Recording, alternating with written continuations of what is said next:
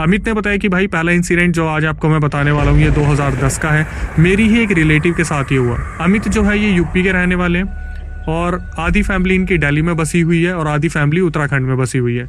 तो इन्होंने बताया कि अक्षय भाई ये इंसिडेंट 2010 में हुआ था और मेरी बहुत क्लोज रिलेटिव के साथ हुआ था। मेरी रिलेटिव उस टाइम पर स्कूल में थी। तो जैसा होता है कि हर कोई स्कूल में एक दूसरे को पसंद करता है, कोई किसी का क्रश बन जाता है, इसी तरीके से मेरी जो रिलेटिव थी उनका नाम हम पूजा रख लेते हैं। पूजा को बहुत सारे लड़के जो थे स्कूल में पसंद किया करते थे। पूजा उस टाइम पे 10th या 11th क्लास में रही होंगी और उस टाइम पर पूजा के चाहने वाले बहुत थे। हमेशा सुनने में आया करता था कि कोई लड़का घर तक आ गया, लव लेटर फेंक के चला गया या फिर चिट्ठी फेंक दी। ये सारी चीजें अमित हमेशा सुनते रहते थे अपने रिलेटिव से। और उसके बाद अमित ने बताया कि अक्षय भाई ऐसा लगा जैसे पूजा ना किसी चीज की शिकार हो गई है। मतलब अचानक से पूजा का व्यवहार घर में बदलने लगा। और व्यवहार के बारे में अगर मैं बताऊं आपको तो इस तरीके से लगा जैसे कि पता नहीं रात को क्या हो जाता था पूजा को। वो अपने घर में सोती थी और रात को फिर जो गांव के लोग होते थे वो पूजा को रात के 2 बजे 1 बजे वापिस जंगल से आते देखते थे। उत्तराखंड की ये पूरी घटना जहां पर एक लड़की अपने घर में सोती है, रात के 10-11 बजे सबके सोने के बाद वो अचानक से गायब हो जाती है। और ये पता नहीं कितने टाइम से चल रहा था लेकिन घर वालों को पता ही नहीं चला जब तक कि ये चीज़ें बहुत आगे तक नहीं बढ़ गई थी। जैसे कि मैंने आपको बताया वक्त रहते पूजा के अंदर पोजेशन आने लगा।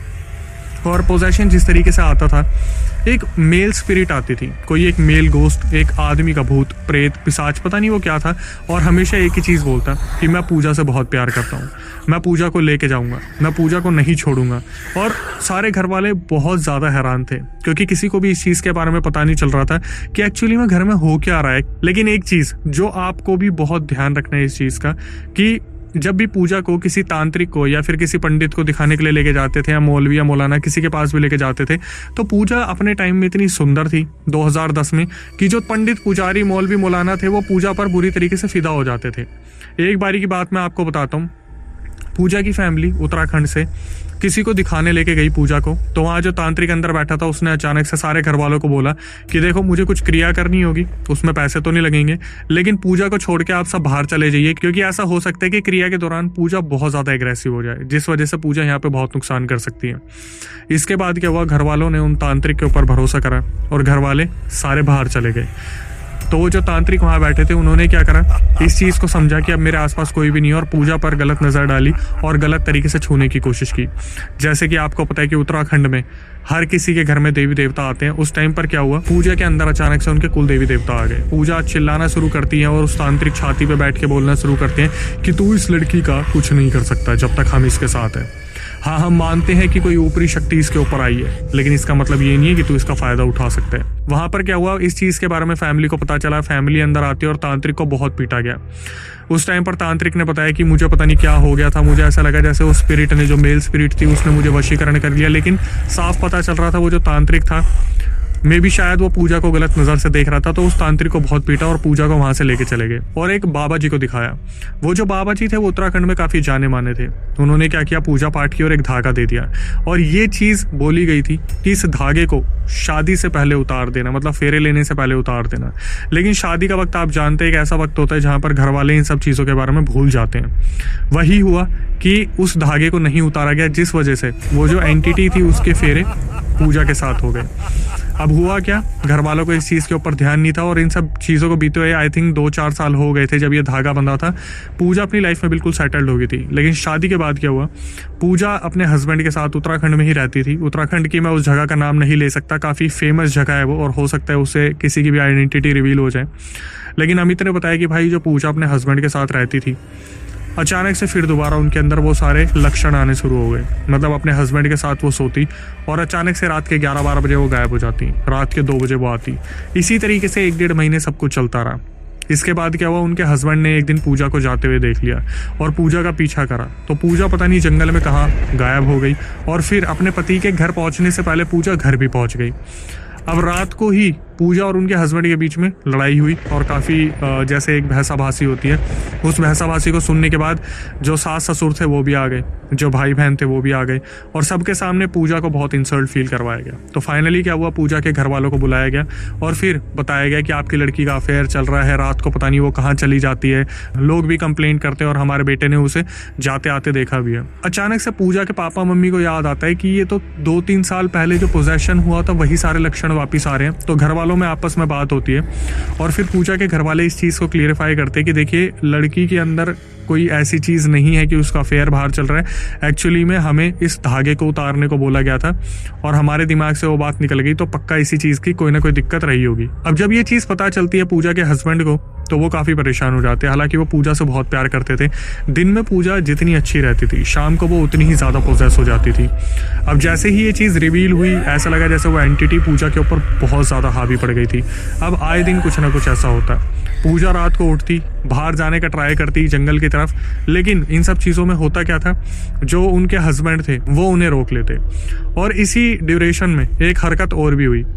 जब भी पूजा को कोई रोक टोक करता, कैसी भी रोक टोक लगाता, जैसे मान लो पूजा कभी शॉपिंग के लिए घर से बाहर गई है और किसी लड़के ने गंदी नज़र डाली, किसी ने अगर कमेंट पास कर दिया कि बहुत अच्छी लग रही है, कुछ भी ऐसा है, तो अगले दिन उस लड़के का एक्सीडेंट हो जाता है। ऐसा बहुत बार हुआ था कि जब पूजा अपने घर जाती थी तो उनकी मम्मी उनके ऊपर बहुत ज़्यादा रोक टोक लगाती थी कि तू बहुत सुंदर है दिखने में, मुंह ढक के जाया कर, बाहर जाती है तो थोड़ा सा देख के रहा कर, लोग ऐसे बोलते हैं वैसे बोलते हैं, कुछ ना कुछ गलत पास करेंगे कॉमेंट। तो ये चीज़ जो मैं आपको बताने वाला हूँ ये थोड़ी सी बिलीव करने वाली नहीं है, लेकिन बाद में जब बाबा को दिखाया गया तो पता चला कि पूजा से जो भी पंगे लेता है उनका बहुत बुरा होता है। और इन्हीं सब चीज़ों में पूजा की मम्मी को कैंसर हो गया था। अब ये कैंसर हुआ या उन्हें दिया गया इस बारे में तो कोई आइडिया नहीं है, लेकिन शादी के कुछ टाइम बाद जब शादी आगे बढ़ी तो उनकी मम्मी इस दुनिया को छोड़ के जा चुकी थी। इसके बाद फिर दोबारा पूजा के जो घर वाले थे और जो पूजा के हस्बैंड के घर वाले थे उन्होंने कहीं ना कहीं पता करा किसी पंडित पुजारी के बारे में। फिर एक जो है कोई बहुत बड़े पंडित पुजारी के बारे में पता चला, उन्होंने सारी हकीकत खोली कि एक्चुअली में पूजा के साथ ये हो क्यों रहा था। तो वो जो पंडित पुजारी थे उन्होंने बताया कि एक्चुअली में हुआ क्या था, 2010 में जब पूजा स्कूल जाया करती थी तो पहली बार ऐसा हुआ था कि पूजा भी एक लड़के को पसंद करती थी और वो लड़का भी पूजा को बहुत ज़्यादा पसंद करता था।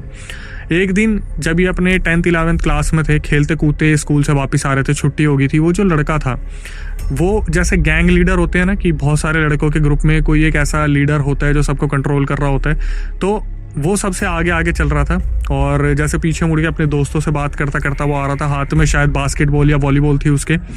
बात करते करते उसके पैर के नीचे पता नहीं कोई कोल्ड ड्रिंक का कैन आ गया या फिर कोई छोटी बॉल आ गई और अचानक से उसका पैर कैन के ऊपर आया या बॉल के ऊपर आया और वो पीछे होता हुआ सीधा रोड की तरफ चला गया। रोड पे सामने से एक ट्रक आ रहा था और उस ट्रक से बहुत बुरी तरीके से टक्कर हुई। वहां पर से उस टाइम पर पूजा जो उस लड़के को पसंद करती थी, उस लड़के का नाम हम निखिल रख लेते हैं, निखिल को जब पसंद करती थी पूजा, वहाँ से पूजा गुजर रही थी। जब निखिल का एक्सीडेंट हुआ तो उसके किसी भी दोस्त ने उसे हाथ नहीं लगाया क्योंकि निखिल इतना ज़्यादा खून में लथपथ हो चुके थे। उस टाइम पर क्या हुआ, पूजा भागी भागी आती है और निखिल से बात करने की कोशिश करती है, उसे दिलासा देती है कि निखिल तुम्हें कुछ नहीं होगा, तुम हॉस्पिटल सही सलामत पहुँच जाओगे, बस तुम सोना मत। उसी ड्यूरेशन में निखिल वहाँ पर ख़त्म हो गए थे और पूजा की ड्रेस पे पूरी तरीके से रक्त लगा हुआ था, खून लगा हुआ था और पूजा शायद उसी टाइम उस एंटिटी को अपने साथ घर लेके आ गई थी। उसके बाद वो जो एंटिटी थी वो पूजा को बहुत ज़्यादा पसंद करती थी। निखिल नाम का जो प्रेत था, पिशाच था, वो पूजा को बहुत पसंद करता था। उसके बाद कोई भी पूजा को उस तरीके से पकड़ नहीं पाया कि पूजा के साथ हुआ क्या, कौन सी एंटिटी थी, लेकिन इन गुरुजी ने इस चीज़ के बारे में बता दिया था कि वो लड़का अभी तक जो है पूजा के साथ चलता आ रहा है। वो कभी भी पूजा का बुरा नहीं करेगा, लेकिन पूजा को किसी के साथ जुड़ता वो देख नहीं सकता। जब भी पूजा के साथ कोई जुड़ने की कोशिश करता है तो निखिल नाम की जो एंटिटी है वो उसके साथ बुरा कर देती है। शादी हो गई क्योंकि उस टाइम पर जो निखिल की एंटिटी थी वो इस चीज़ को समझ गई थी कि फेरे हो रहे हैं, ये लोग भूल गए हैं तो होने दो। अब यहाँ पर सॉल्यूशन की बात आती है। सॉल्यूशन के टाइम पे क्या हुआ, पूजा वहाँ पर जो बैठी हुई थी, जो गुरुजी के सामने बैठी हुई थी, वहाँ पर बुरी तरीके से पोजेस हो गई और निखिल वहाँ पर सामने आ गया। हस्बैंड की तरफ इशारा करके बोलने लगा निखिल की जो एंटिटी थी कि मैं तुझे नहीं छोड़ूंगा, अगर तूने मेरी पूजा को हाथ लगाया मुझे कोई नहीं निकालेगा, मैं यहाँ से कभी नहीं जाऊँगा, मैं पूजा को प्यार करता हूँ, पूजा सिर्फ मेरी है। वो जो गुरुजी थे उनको काफ़ी अच्छी विद्या थी, उन्होंने अपने मंत्रों से निखिल को वहाँ पर शांत करा और फिर सॉल्यूशन की बात हुई। तो सॉल्यूशन में बताया गया कि जैसे पूजा की शादी हो गई है तो अब दोबारा उसे विधवा करना पड़ेगा। विधवा करने के बाद शमशान में नग्न अवस्था में वहाँ पर हमें पूजा करवानी पड़ेगी, जहाँ पर कोई भी नहीं होगा, हम में से कोई नहीं होगा, और हम ध्यान रखेंगे कि उस टाइम पर शमशान के अंदर कोई भी ना जाए। जो दुल्हन के कपड़े होंगे वो नग्न अवस्था में पूजा को ज़मीन में दबाने होंगे और वहाँ पर फिर क्रियाएं करनी पड़ेगी। उसके बाद सफ़ेद कपड़े पहन के शमशान से वापस आना पड़ेगा। उसके बाद पीपल के फेरे लेने पड़ेंगे, जहाँ पर पूरी प्रक्रिया करने के बाद ये विधवा होगी, मतलब निखिल से ये मुक्त होगी, निखिल की एंटिटी से मुक्त होगी, और फिर इसके बाद इसकी दोबारा शादी करवाई जाएंगी उनके हस्बैंड से। इसी तरीके से अमित ने जिस तरीके से बताया कि रिलेटिव्स ने जिस तरीके से अमित को बताया था कि भाई वही सारी प्रक्रिया हुई। मेरी जो कज़न थी, जो रिलेटिव थी, वो इसी तरीके से नॉर्मल जो दुल्हन के कपड़े थे वो पहन के शमशान में गई, फिर नग्न अवस्था में वहाँ पर वो नहाई, उसके बाद सारे दुल्हन के कपड़े उन्होंने वहाँ पे रखे, सफ़ेद कपड़े पहनकर वो वापस आई, और फिर उनके पेरेंट्स जो थे, अमित के पेरेंट्स वहाँ पर शायद अवेलेबल थे, जो शमशान के बाहर रखवाली कर रहे थे, पीपल के पेड़ के चक्कर काटे गए। उसके बाद वो विधवा हुई। उसके बाद कुछ अच्छा मुहूर्त देखकर दोबारा उनके हस्बैंड से उनकी शादी करवाई गई, जिसके बाद फिर वो जो निखिल नाम की एंटिटी थी वो हमेशा के लिए पूजा से दूर हो गई, और फिर इनकी शादी एक अच्छे तरीके से चलनी शुरू हुई। लेकिन इसके बाद फिर जो अमित ने मुझे चीज़ें बताई कि अक्षय भाई, चीज़ें रुकती नहीं है। जब कोई अधूरी इच्छा के साथ मरता है ना, वो भी प्यार, तो वो वापस आता है। इन सब चीज़ों में हुआ क्या, शादी तो उन्होंने अपने हस्बैंड से कर ली, लेकिन निखिल नाम की जो एंटिटी थी, निखिल की जो एंटिटी थी, वो आज भी कहीं ना कहीं अटैक करती है। किसके ऊपर? पूजा के ऊपर। और पूजा ने एक बार क्या करा, सो रही थी वो, पता नहीं उनको क्या ऐसा दबाव महसूस हुआ, वो सपने में देखती है कि कोई इंसान उनको बुरी तरीके से चक्कू मार रहा है, जो उनके हाथ को टच हो के निकल रहे हैं। पूजा उठी, सुबह उन्होंने अपने हस्बैंड को बताया, और जब अपने हाथ देखे तो वहाँ पर जख्म इसी तरीके से थे। अमित ने बताया, अक्षय भाई बिलीव मी, मैं बिल्कुल पब्लिक को झूठ नहीं बोलूँगा, अपने व्यूअर्स को झूठ नहीं बोलूँगा, मैंने खुद ने पूजा के हाथ पे वो जख्म देखे। उसके बाद फिर दोबारा उन्हें बाबा के पास ले जाया गया, और बाबा ने फिर दोबारा धागे दिए, कुछ मंत्र बताए, और फिर जो है एक मंत्र, गुरु मंत्र जो है पूजा को दिया गया कि आपको डेली पूजा पाठ करनी है और इस मंत्र को रिपीटेडली पढ़ना है, तब जाके वो जो निखिल नाम की एंटिटी है वो बिल्कुल दूर हो जाएगी। मतलब निखिल नाम की जो एंटिटी है, जो भी वो पिशाच है, प्रेत है, वो अब भी पूजा को कहीं ना कहीं पोजेस करने के लिए कोई ना कोई तरीका ढूंढता ही रहता है। सो यहाँ से पहले इंसिडेंट का खात्मा होता है, और अमित ने बताया कि भाई लोगों से सिर्फ यही रिक्वेस्ट करूंगा कि जब उन्हें पहले दिन लक्षण ऐसे लगे कि मैं अपने आप में नहीं हूँ, मुझे लग रहा है कि कोई चीज़ मुझसे गलत होगी, तो अपने पेरेंट्स को सबसे पहले बताना चाहिए, जो शायद पूजा ने अपने पेरेंट्स को नहीं बताया था कि निखिल नाम का जो लड़का था वो इस तरीके से पसंद करता था रोड पे, वो ख़त्म हो गया था और उन्हीं की गोद में ख़त्म हुआ था। अब आते हैं दूसरे इंसिडेंट पे, जो कि अमित ने बताया कि भाई मेरे घर पे मेरे साथ क्या हुआ। इन्होंने बताया कि अक्षय भाई, मेरा घर यूपी में, और मेरे घर के सामने एक औरत रहती है। उस औरत ने 2010 से पहले बहुत पैसा कमाया। मतलब वो जो औरत थी वो कहीं पे भी हाथ डाल दे, जैसे कि आप मान लो कि किसी भी बिजनेस में, जैसे स्टॉल्स लगा लिए, या फिर कहीं पे कोई पार्लर खोल लिया, या फिर कहीं पे कोई सिलाई का काम खोल लिया, तो वो जो औरत थी वो उस बिजनेस में इतना पैसा कमा लेती थी, इतना पैसा कमा लेती थी। जैसे आपने ज़िंदगी में सुना होगा कि एक इंसान का एक बहुत अच्छा टाइम आता है जहाँ पर वो बल्ला भी घुमाएगा तो बॉल वहीं गिरेगी जहाँ पर बल्ला घूम रहा होगा, और सिक्स अपने आप लग जाएगा। अमित ने बताया कि अक्षय भाई, हमारे हालात ना उस टाइम पे थोड़े से बुरे चल रहे थे। 2010 के बाद क्या हुआ, इनके पिताजी ने कुछ काम धंधा डाला, और वो काम धंधा अचानक से चलना शुरू हो गया। तो जैसे मोहल्ले में बहुत सारे लोग होते हैं जो आपस में चिढ़ते हैं इन सब चीज़ों को देख के। तो अमित ने बताया कि भाई वो जो औरत थी ना, उसका धंधा धीरे धीरे कम होना शुरू हो गया। जैसे कि बताया गया कि अच्छा वक्त आता है तो जाता भी है। और अमित ने बताया कि मेरे पापा ग्रो करना स्टार्ट कर देते हैं। अब इन सब चीज़ों में क्या हुआ, जब हम ग्रो करना शुरू करते हैं तो वो जो औरत थी वो बहुत ज़्यादा जलने लग गई। और ये जो चीज़ हुई थी, जो वाक़या हुआ था, इसका जो जस्मदीद गवाह है वो हमारा मोहल्ला है। मतलब उस औरत को हमारे घर के बाहर लौंग फेंकते देखा गया। वो जो औरत थी वो चलती फिरती आती, हमारे घर के बाहर राई के दाने फेंक देती, कभी पताशे फेंक देती, और हमारे घर में धीरे धीरे चीज़ें बिगड़नी शुरू हो गई। अमित ने बताया कि अक्षय भाई, आप बिलीव नहीं करोगे, मतलब हमारी दुकान जो थी, किस चीज़ की दुकान थी मैं नहीं बताऊंगा, काफ़ी फेमस दुकान है, यूपी बहुत बड़ा है, लेकिन फिर भी मैं रिस्क बिल्कुल नहीं लूँगा। अमित ने जैसा बताया कि भाई हमारे घर में ना धीरे धीरे दिक्कतें आनी शुरू हो गई, हमारा दुकान का सारा काम ठप बैठ गया। इसके बाद इन्होंने बताया जैसे हम जॉइंट फैमिली में रहते हैं तो एक एक करके सबके दिमाग चलने शुरू हो गए। सबसे पहले मेरा एक कज़न, जिसकी उसके पापा से लड़ाई हुई, वो घर छोड़ के भाग गया, वो आज तक नहीं आया। क्या हुआ उसके साथ किसी को नहीं मालूम। 2010 के 11 के बाद वो कभी मिला ही नहीं। इसके बाद 2016 आ गया, जहाँ पर बहुत सारे रिलेटिव इसी तरीके से बीमार होते रहे और गुजरते रहे। मतलब हमारा जो जॉइंट फैमिली का घर था उसमें आए महीना किसी न किसी की मौत होती रहती थी। फिर उन्होंने बताया कि अक्षय भाई 2016 में मेरे ऊपर अटैक हुआ। तब तक तो मुझे इन सब चीज़ों पर भरोसा ही नहीं था, मुझे नहीं लगता था ये चीज़ें मेरे साथ हो सकती हैं या मैं इन सब चीज़ों का शिकार हो सकता हूँ। अमित ने बताया कि अक्षय भाई एक ऐसा टाइम था जब यूपी में ना हम अपनी दुकान के सामने सो जाया करते थे खाट डाल के, कभी कभार छत पे सो जाया करते थे। तो एक रात मैं छत पे सो रहा था। इन्होंने बताया कि मैं महादेव का भक्त हूँ, मैं बिल्कुल झूठ नहीं बोलूँगा। मुझे बस इतना याद है कि रात हो रही थी और किसी ने उठा के मुझे पहली मंजिल से नीचे फेंक दिया। मैं जब उठा तब पब्लिक आसपास थी, मेरे सर से खून निकल रहा था और मुझे नहीं पता मुझे किसने उठा के फेंक दिया था।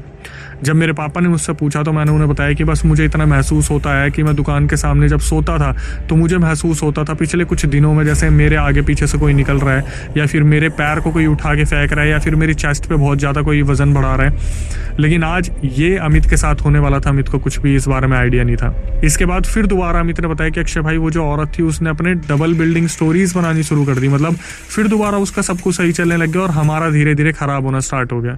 फिर इन्होंने अपने घर के बारे में बताया कि भाई मेरे दादाजी खत्म हो गए। एक मेरा कज़न था जो बहुत हाइपर डिप्रेशन में चल रहा था, टेंशन में चल रहा था, उसने भी खुद को ख़त्म कर लिया। उसके बाद क्या हुआ, इन्होंने बताया कि अक्षय भाई घर में तो ये सारी चीज़ें चली रही थी, हमारा दूसरा घर होता है हमारे लिए स्कूल या तो ऑफिस वाली एज मेरी थी नहीं, मैं स्कूल जाता था। तो क्या हुआ, हमारा जो स्कूल का वॉशरूम था कहते वो शमशानी ज़मीन पे बना था। वहाँ पर कोई भी लड़की अगर यूज़ करने जाती थी फीमेल वॉशरूम को तो वहाँ पर बेहोश मिलती थी अगर उसका ऑरा बहुत वीक होता था। तो लोगों ने क्या करा, स्कूल का वॉशरूम यूज़ करना ही छोड़ दिया और हमारे स्कूल के बैक साइड में एक गेट था। स्कूल वालों ने हमें खुद परमिशन दी थी कि आप जाके वहाँ भी वॉशरूम यूज़ कर सकते हो। तो जिस टाइम पे अमित ने बताया कि भाई मैं इन सब चीज़ों का शिकार हो रहा था, मैं जाता था कब्रिस्तान के वहाँ पे और कब्रिस्तान के पास में टॉयलेट करके आ जाता था।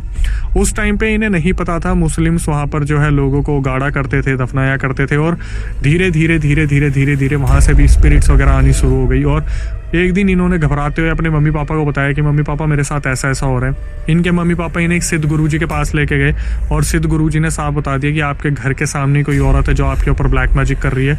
तो सबसे बढ़िया है कि आप धागे वगैरह तो ले लो लेकिन प्रोटेक्शन के लिए जितना ज़्यादा हो सके उस औरत से दूर रहिए और अपने घर के बाहर सीसीटीवी लगवा लीजिए ताकि कल को अगर वो आपके घर के बाहर कुछ फेंक रही है तो आपके पास प्रूफ तो होना चाहिए।